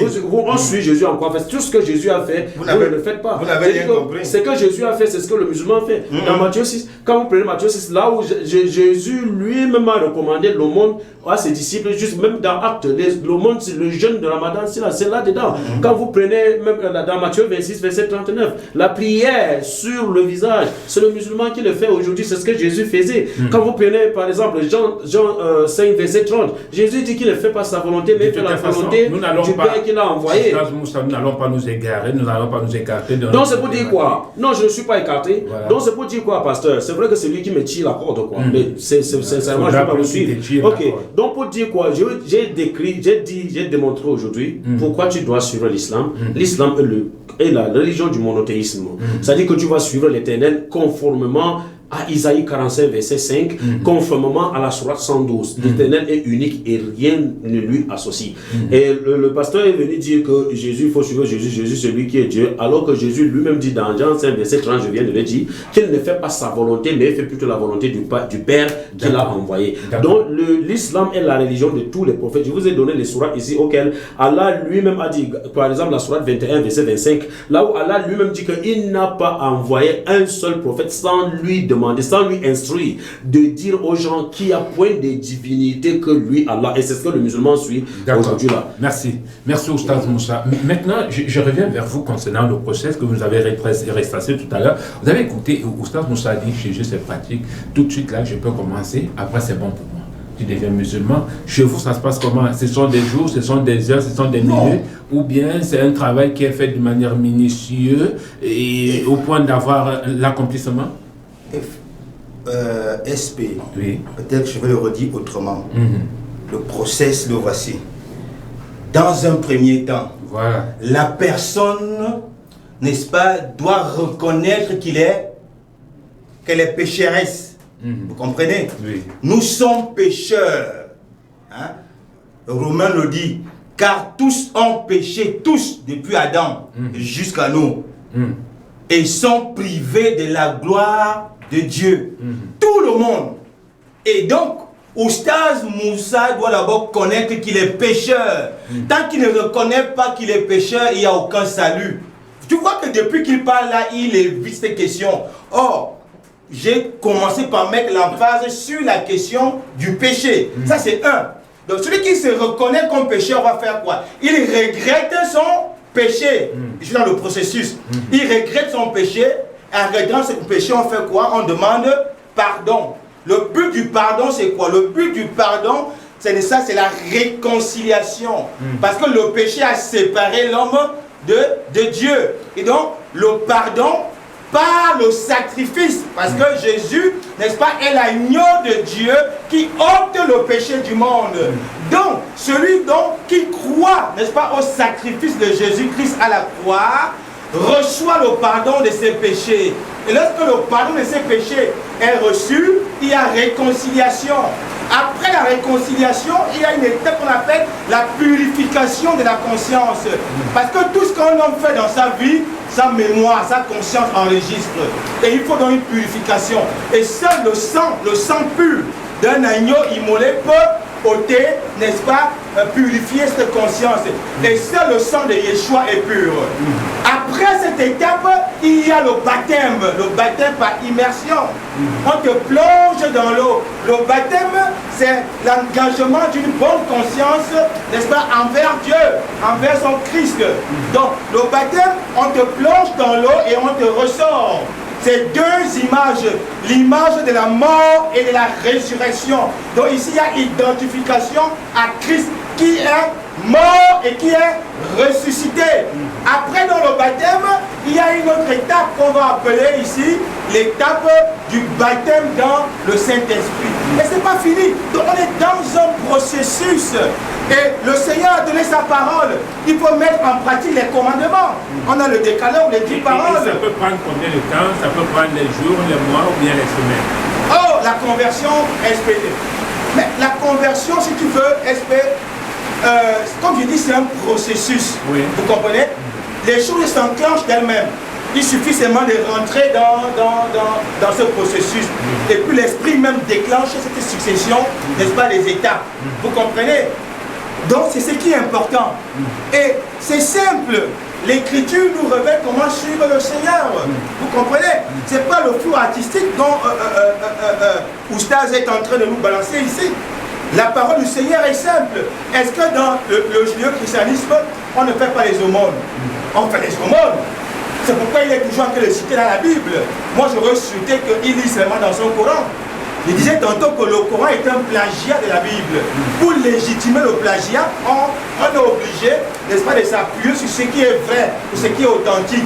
Parce qu'eux, ils reconnaissent que la Bible est authentique. Donc, moi, je ne vois pas en quoi, n'est-ce pas, Oustaz, n'est-ce pas, ne va pas croire au message de la Bible. Du moment où il reconnaît que la Torah est venue de Dieu, que les prophètes de la Torah sont de Dieu, que l'évangile est de Dieu, mais deviens chrétien. Il faut qu'en sortant d'ici, je te baptise, tu deviens chrétien. Tu dis une chose et son contraire. Ceux qui nous écoutent savent que tu es en train de dire une chose et son contraire. Sois un peu cohérent dans la démarche scientifique et philosophique. Comment tu peux reconnaître que la Bible est vraie, que les prophètes sont vrais, que Jésus est le fils de Marie? Tout ceci, tu dis que c'est vrai, que l'évangile vient du Créateur. Mais crois dans le message de l'évangile. Donne ta vie au Seigneur et deviens chrétien simplement. Pasteur, faites la rectification. J'ai jamais dit que la Bible est vraie. D'accord. Ce n'est jamais sorti de ma bouche. Vous voyez, et ça ne sortira jamais de ma bouche. Je vous ai parlé de la Torah et l'évangile. Je reviens. La Torah et l'évangile, j'espère que moi je reviens. C'est pas la Bible. Je reviens. Non, ça c'est les discussions du quartier. Mais ça c'est la Bible. C'est la Bible. Oui, c'est au quartier, ça c'est la Bible. C'est la Bible. La Torah, c'est la Bible. C'est la Bible. L'évangile, c'est la Bible. C'est la Bible. Aïe. C'est la Bible. D'accord, je reviens à vous tout à l'heure, Oustaz Moussa, permettez que je... J'ai expliqué dernièrement, je crois que nous étions à Ikié. J'ai dit le mot Bible vient de l'hébreu mikra. Mikra. Mikra vient du verbe likro. C'est de l'hébreu. Le mot Bible n'est pas une invention que Constantin aurait inventé au 4e siècle. C'est biblique. C'est ce qui est lu, c'est ce qui est proclamé. C'est ça le mot Bible. Donc le mot Bible n'est pas une invention d'un humain. D'accord. Donc le problème ici, il faut aussi connaître. Moi, je suis d'accord avec le procédé de lire les livres à la langue originale. Quand ils lisent le Coran en arabe, c'est une bonne chose. Mais il doit aussi faire l'effort, n'est-ce pas, de pouvoir lire la Bible en hébreu pour éviter ce genre de soubresauts. Tu vois? Et donc, pour nous disons une chose simple. Oui. Le christianisme, le judéo-christianisme est le message authentique que le Créateur du ciel et de la terre a donné à l'humanité. En plus, j'ajoute un aspect. Dans l'islam, SP, si tu es un bandit, l'islam considère que c'est Dieu qui t'a créé bandit. Comment ça? Oui, c'est-à-dire que ceux qui sont sauvés par prédestination. C'est-à-dire que Dieu a sauvé cette personne et d'autres personnes sont condamnées et ne seront pas sauvées. C'est pourquoi j'ai lu Jean 3, verset 16. Jean 3, verset 16 qui dit « Car Dieu a tant aimé le monde qu'il a donné son Fils unique, afin que quiconque, celui qui veut croire, croit. C'est celui qui croit qui est sauvé. Mais celui qui ne croit pas lui-même est déjà condamné. » Tu vois? Donc ici, il n'y a pas un déterminisme que je suis bandit parce que Dieu m'a créé bandit. Je suis terroriste parce que Dieu m'a créé terroriste. Non! Ça, c'est très faux. Le message de la Bible n'enseigne pas cela. Merci. Et je suis par là en disant, mais Oustaz n'a pas compris. Quand quiconque croit en lui ne périsse point. Celui qui croit en Yeshua ne passe plus en jugement. Le jugement, c'est pour les non-croyants. C'est pour ceux qui ont refusé le remède de Dieu. C'est eux qui seront jugés. Il n'y a pas un seul verset dans la Bible où les enfants de Yeshua seront jugés. Ça n'existe pas. Les passages que tu as lus, c'est les impies. Et ceux qui ont refusé de suivre Yeshua qui seront jugés. Le seul jugement dans la Bible pour les enfants du Seigneur, on appelle ça le tribunal de Christ. C'est un jury de récompense, c'est-à-dire que ceux qui sont sauvés vont recevoir des couronnes, parce qu'il y a des chrétiens paresseux, des chrétiens qui ne veulent pas faire un effort, ils sont sauvés, mais ils n'auront pas de récompense dans le monde à venir. D'accord, merci. Donc il n'y a pas un jugement de condamnation pour ceux qui sont déjà sauvés. Je reviens tout à l'heure. Oustaz Moussa, il y a un détail que je voudrais avoir concernant la religion musulmane. Vous avez dit il y a des personnes, la conversion s'applique à 3 niveaux. Il y a des personnes qui ont été converties, qui à un moment donné ont réfuté l'obéaba qu'Allah a mis sur pied. Et maintenant, il y a un temps il peut se reconvertir, en fait, il peut réintégrer. Ce n'est pas ce que j'ai dit. Voilà, ok. Et bien non. Oui, ce n'est vraiment pas ce que j'ai dit. Je n'ai pas dit qu'il y a des gens qui ont accepté l'islam, ils ont refuté et après réintégré. Je reprends ce que j'ai dit. Okay. J'ai parlé de 3 façons de conversion. La première conversion qui est celle de quelqu'un qui a embrassé une autre doctrine que l'islam. Donc il doit se convertir à l'islam, il doit entrer dans l'islam, embrasser l'islam. Et la deuxième est pour la personne qui a commis un péché. Okay. C'est-à-dire que tu peux le sortir de l'islam. Par exemple, quand tu commets le péché, tu te rends compte que ça a été un péché qui te sort de l'islam. Faudra-t-il qu'il faut apprendre l'islam, savoir les péchés qui te sortent de l'islam. Et c'est là, à ce niveau-là que je voudrais m'arrêter et je voudrais poser ma question. Celui qui a commis un péché, qui le sort de l'islam, est-ce qu'il le fait de manière volontaire ou c'est quelqu'un qui vient lui dire, non, écoute, telle chose que tu as posée comme acte n'est pas fiable devant Allah, il est question que tu retires. Oui, il y a des gens qui le savent, il y a des gens qui commettent des péchés et se retrouvent plus tard que ce que j'ai fait m'a sorti de l'islam. Il prend une shahada de nouveau. Et il y a des gens qui le font, qui ne savent pas que ce sont des péchés qui les ont sortis de l'islam et que le plus haut gradé, donc il connaît mieux, donc lui dit que non, ce que tu as fait là, tu as encore besoin donc de réintégrer l'islam de nouveau. Donc ça c'est très clair. Il y a des péchés que les gens font. Est-ce que cela ne semble pas être est-ce que cela ne semble pas un petit jeu? Parce que si tu poses un acte, tu n'es pas conscient de l'acte, la seule punition qu'on puisse te donner, c'est dire, bon voilà, comme tu as fait ça, il est question que tu récites à nouveau. Est-ce que regardez, c'est parce que les gens, comme le pasteur qui est avec moi sur le plateau, vous ne connaissez pas l'Éternel. Oui. L'Éternel a un virage fermé où il attend tout le monde. C'est-à-dire que tu fais tout ce que tu veux, mais c'est quand tu vas mourir qu'il t'attend. Ton jugement, c'est après ta mort. C'est-à-dire que tu veux, tu fasses les jeux, que tu veux, tu fais comme tu veux, que tu veux, tu fasses intentionnellement, sciemment et tout ça là. Vous pensez que si tu fais sciemment, moi qui suis ton interlocuteur, je peux ne pas savoir, mais Dieu sait que tu le fais sciemment. Donc, et là, il va t'attendre. Le jugement va arriver pour tous. Le jugement est là où on va te faire savoir que c'est sciemment que tu faisais ça. Et ton sort va être décidé dans ce moment-là. Et je donc parler maintenant de la 3e conversion, donc qui était la conversion de celui-là, donc qui est né dans l'islam, qui n'a jamais pratiqué l'islam, même la prière ne fait pas et tout ça. Après, il parle chez un imam, il dit à l'imam, ok, vraiment, moi je redeviens, je suis vraiment conscient maintenant de la religion où je suis né, je suis islamiste et vraiment je voulais arrêter la dépravation, la vie de débauche et tout cela et revenir vraiment maintenant à Dieu. Ça c'est une conversion. Donc voilà les types de conversion que moi j'ai annoncé ici. Pour revenir juste pour un peu de ce que le pasteur ne fait que dire depuis là, il faut croire à Jésus, c'est les gens qui n'ont pas cru qui seront jugés, c'est écrit où pasteur, c'est écrit où? Regardez, Jésus d'abord pour commencer, je vais vous dire d'abord, si vous mettez à la place de celui-là qui dit qu'il suit Jésus pour être sauvé là, Jésus vous a appelé les petits chiens. Donc pour toi là tu es petit chien pour Jésus, selon Matthieu 15 verset 24. Parce que lui il a dit il ne faut pas prendre le pain des enfants qui est le pain des Israélites pour les jeter aux petits chiens. J'ai pas fini pasteur. Il faut essayer le contexte. Attendez, et maintenant non, le contexte est encore une minute et demie. Oui, et maintenant je prends Acte 13, 23 où il est dit typiquement que c'est de la postérité de David que Dieu a suscité un sauveur pour Israël qui est Jésus-Christ. Ça je continue, j'ai pas fini.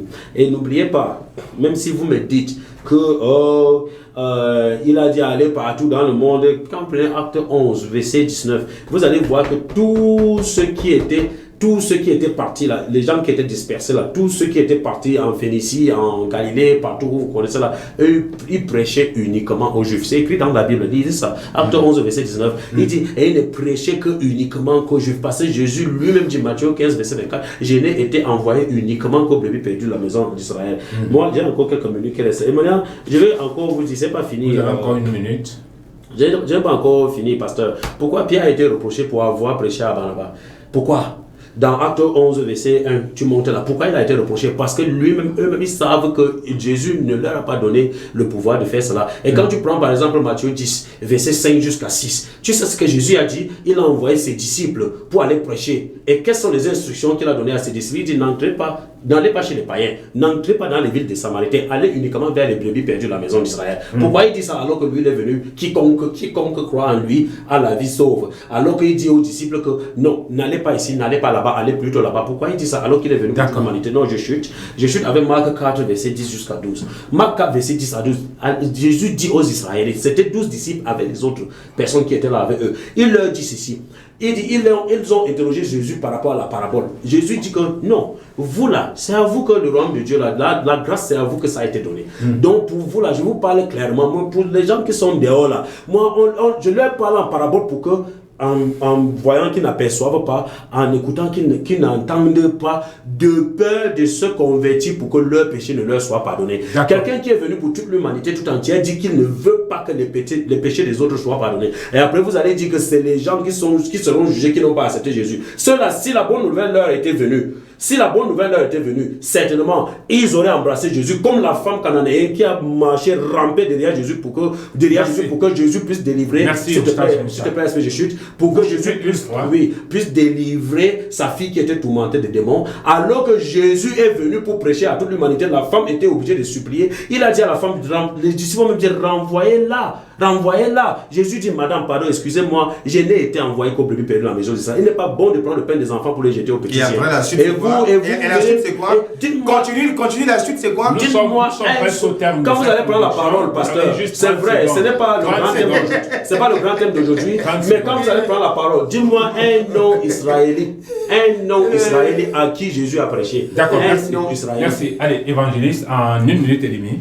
Alors, vous voyez que Oustaz se met les pinceaux parce que il ne comprend pas ce qu'on appelle, n'est-ce pas, le plan du salut. Il y a un plan du salut.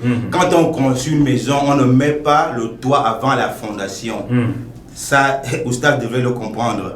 Et donc, quand le Seigneur dit n'allez pas, n'est-ce pas, chez les non-juifs, aller plutôt vers les brebis perdues de la maison d'Israël, le Seigneur est en train de placer les fondations. Mais il est parti, il est sorti sur terre sans jamais aller là-bas, sans jamais envoyer quelqu'un là-bas. Merci. Voilà un message. Allah appelle les juifs des chiens et des cochons. Sourate 5, verset 60. On va lire. Voilà, est-ce que c'est...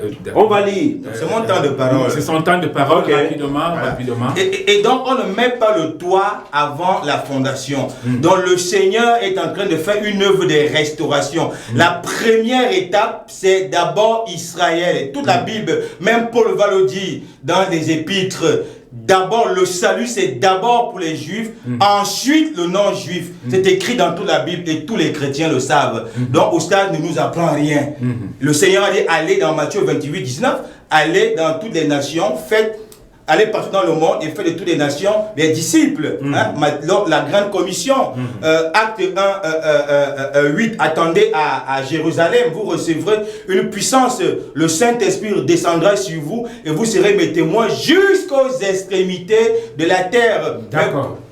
J'ai encore mon temps. Vous avez 30 secondes. Bon. 30 secondes pour ça. Parce que nous sommes arrivés. Voilà, en 30 secondes, j'ai dit donc, je refuse avec la dernière énergie l'idée que l'islam puisse être une religion monothéiste semblable au judaïsme et au christianisme. Il faut affirmer haut et fort qu'Allah n'est pas l'éternel, mais une idole mécoise, sans rapport avec le Dieu d'Israël. Enfin, il faut nier avec la dernière vigueur que judaïsme et christianisme soient des religions du livre à l'instar de l'islam. Ne pas le faire, c'est tomber dans le piège tendu par nos adversaires. Parce que c'est l'islam qui est la religion du livre. Le christianisme n'est pas une religion. Vous lisez ça, donnez-moi le verset de la Bible. Je ne suis pas ma dernière seconde. C'est quel verset que vous lisez là? On note dans le Coran 2 hérésies majeures. L'hérésie arienne, pour laquelle, bien que Yeshua soit le Messie, né de la Vierge Marie, conçu du Saint-Esprit, d'après même le Coran, il n'est pas fils de Dieu. C'est déjà contradictoire. Vous comprenez la contradiction. Mais un simple prophète qui se reconnaît lui-même comme inférieur à Mahomet, dont d'ailleurs il annonce dans l'évangile des gens. C'est vraiment de la fausseté. Merci. C'est de la fausseté. 30 secondes, juste 30 secondes. C'est de la fausseté. Monsieur le journaliste, je vais vous implorer ici, là, quand on dit qu'on fait débat, c'est Bible et Coran. Je n'ai jamais pris un autre document. Vous devrez lui demander c'est quel passage qu'on est en train de dire pour qu'on vérifie. Nous allons voilà. Donc parce que quelqu'un ne va pas prendre une histoire comme ça, vous venez sur un plateau de télé. Donnez-moi le verset de la Bible où c'est le Coran, c'est ton Coran qui dit ça. Ton Coran reconnaît que Jésus est né de Marie, non? C'est dans le Coran, non? Mais comment le même Coran peut dire que Jésus n'est pas fils de Dieu? Ce que vous avez lu là, c'est dans le Coran. C'est pas le Coran, c'est le Coran. Parce que nous sommes arrivés au terme de cette production. Merci Oustaz, merci évangéliste d'être venu. Merci également à tous les téléspectateurs qui sont manifestés. Restez tout à l'heure, mesdames, messieurs, l'hémicycle de Logo Channel va se refermer pour laisser place à autre chose. Quant à moi, très bientôt. Merci. Allez. Restez scotchés, car nous sommes des parlementaires et vous également. Parlement divin, c'est tous les lundis, mardis, mercredis, jeudis et vendredis sur votre chaîne de télé Logos Channel. Parlement divin est une émission de décryptage de la parole de Dieu avec appui public. 15h, 16h30, de lundi à vendredi sur votre chaîne de télé Logos Channel. Restez scotchés, car nous sommes des parlementaires et vous également. Parlement divin, c'est tous les lundis, mardis, mercredis, jeudis et vendredis sur votre chaîne de télé Logos Channel.